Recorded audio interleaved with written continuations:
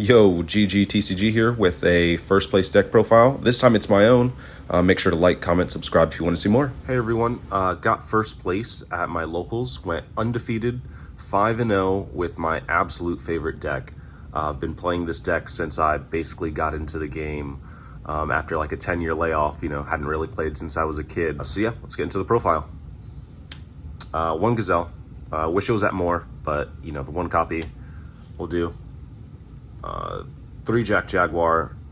It's probably your best normal summon in the build. It depends on what build you're going with, but I'm definitely taking some inspiration from Joshua Schmidt's build with the microcoder and whatnot. You'll see that in a moment. Went with 2 Spinny. Great extender, pseudo starter. Just another name as well. 1 Foxy.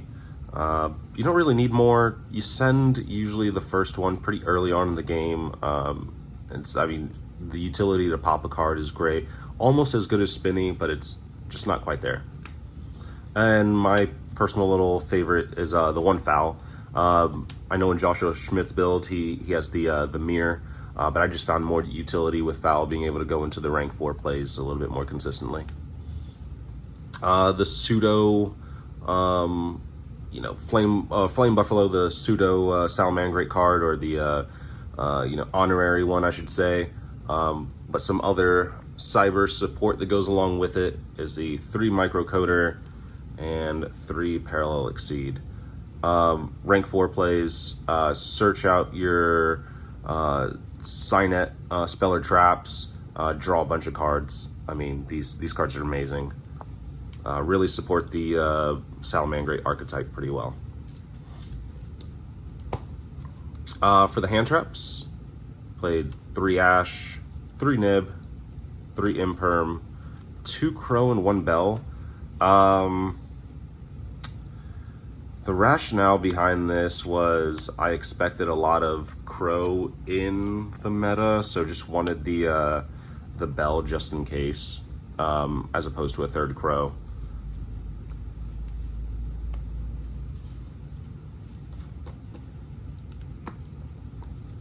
For spells, Searchers, 3 Circle, 3 Mining. Mining is one of the few that you can actually gain some advantage off of with your discard. Great spell.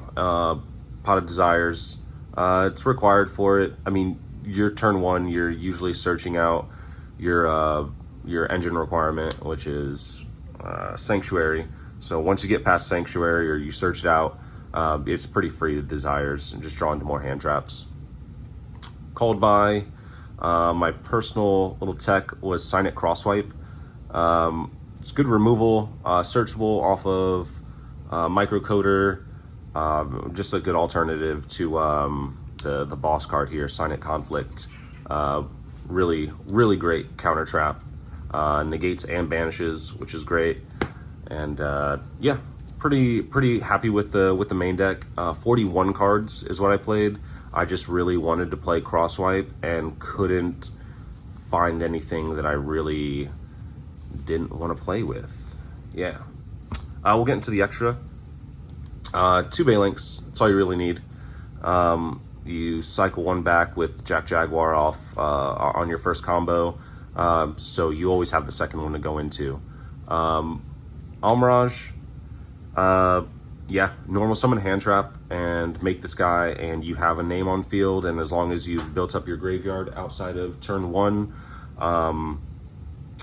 in turn 1, then you've got all the resources in the world. And then the last Salamangreat Link monster is Sunlight Wolf. You don't play 2 because you don't play any of the traps, so yeah, I know it looks a little weird. 1 Link Spider, 1 Nightmare Phoenix, just utility cards. If you get nibbed, that's nice to see. Pick apart some back row and just keep playing. This deck kind of struggles with certain floodgates. Luckily, none of the ones that are too prevalent in the meta right now. For the Heat Soul package, 1 Lingaribo, 1 Splash Mage, 1 Heat Soul. yeah, Lingaribo MVP right here. This card is amazing. A lot of just power traps going on in the meta, and this stops it all. Also to just, you know, not let you fall prey to floodgates. For the access code package, update jammer, of course, transcode talker, and the access code talker. Yeah, OTK potential. Wish I could bump this up to 2. If they stop it initially, it's just kind of hard to rebound if you you know, went pretty all in with your resources. So a second one is potentially making its way in, but the reason it didn't is because I really couldn't decide. Of course, this was going to be a given, but the Abyss Dweller or the Baguska, I really couldn't decide between these two, so I decided to play them both. If I didn't, I would definitely play another access code talker, potentially a transcode talker. Yeah, I feel like either one of them really does the trick. You know, this would obviously get you something back from grave and be able to push for damage. Second access code talker, if you can climb to it, would be great. But these guys right here were really clutch. I mean, Abyss Dweller, I made so much going first, just because I know what the meta is. And when I was really unsure, or you know, if Abyss Dweller really didn't hit that deck, Baguska 100% did. Put in some real work. That's it for the extra. For the side, went with 2 Droll. This definitely should have been 3. 100% should have been 3 Droll and Lockbird. This card's insane right now. Would maybe even consider it over Ash, even though you can recur Ash off of Sunlight Wolf and things like that. Droll is insane right now. Valor went in a lot for those normal summon reliant decks and, you know, things like that. Third DD Crow. Didn't go against tier an awful lot, but if I was, DD Crow would have been really clutch. 2 droplets, super underwhelming. Don't like the card right now, anyways. Yeah, huge mistake here. Third Droll, something else. 2 crossout designators. I like it at 2. Hate it at 3.